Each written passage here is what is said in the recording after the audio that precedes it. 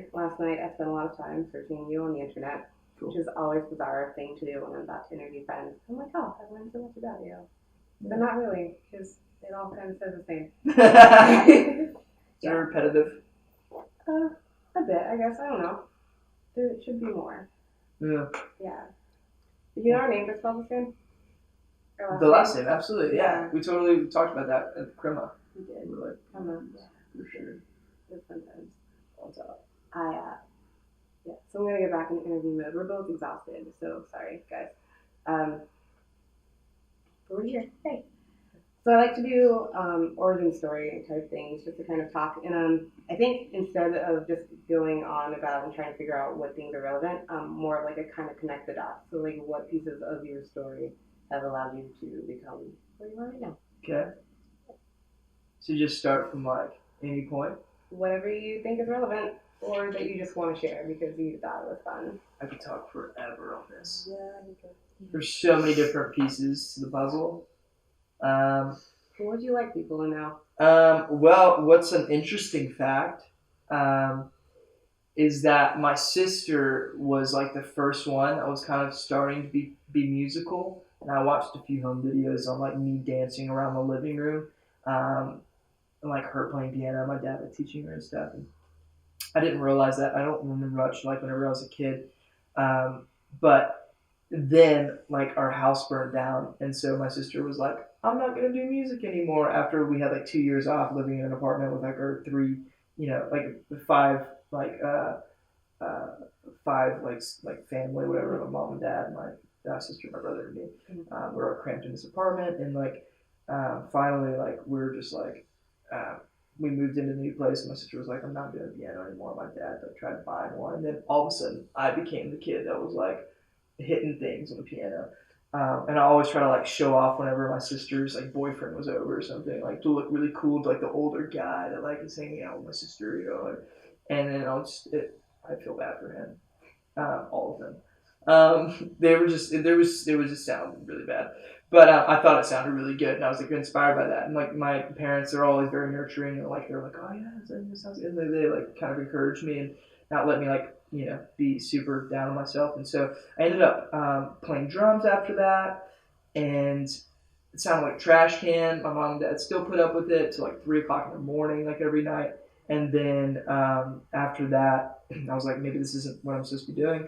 And so my dad, we all came back from Atlanta for Christmas. My mom picked up a guitar for my dad, and he started playing on like the dad's chair in the living room. And I was like, well, what about the guitar? Like piano, drums, guitar. And so I ended up going after the guitar, and I loved it so much that I was just like, I gotta do this. And so I just started teaching myself guitar. And then also, my dad tried to teach me how to play guitar. He tried to teach me how to tune, but I was like one of those really impatient people. And my friends will tell you that. But like, I'm super impatient, and I just started trying to do it myself. And then so I just self-taught entirely. But my dad and I share that dream like hugely, and that's kind of like what got me onto America's Got Talent. And you'll see him like behind the scenes, but that got me out to LA, got me to meet my first manager, first tour, like 5,000 people a night, and then ended up like writing songs and figuring out the whole music business, and then went on this R5 tour, got a bunch of fans from that, did like a Kickstarter, did Do What You Want To, and then like started going back and forth between LA and Nashville. So now I'm like half the year here and half the year like there in LA. And now I'm like a little bit in New York because there's some connections happening in the Warner office over there. But yeah, everything's kind of been like super scattered and like super like all over the place. And there's like little things and nuggets and origin stories of each person of them being in my life and why they're important, and how everything got like worked out. And like my manager now is like, or my manager then was a corporate dude before then, and now he's a corporate guy again because he's very like that's his thing. So now he's like the senior vice president of marketing at CMAs, and which is really cool. We're still friends, but like that all kind of led me to like Nashville and LA and kind of switching back and forth. And there's just so many different things. I could not like explain it in a way that makes sense. I just said all that and just threw it out there, but yeah, I'm really stoked, like, on everybody that kind of was a part of that, like, every little thing that led to every other little thing. It's really special, like, paths. Yeah, it seems like your career has been kind of a lot of not really knowing what's going to happen, just kind of like going with it, but making everything your own. Like instead of trying to take somebody else's path, you're just kind of like, oh, this is what I'm going to do. Yeah. And that's why we called the tour, like, Making It Up As We Go, because of that. Mm-hmm. One of the tours that I was on.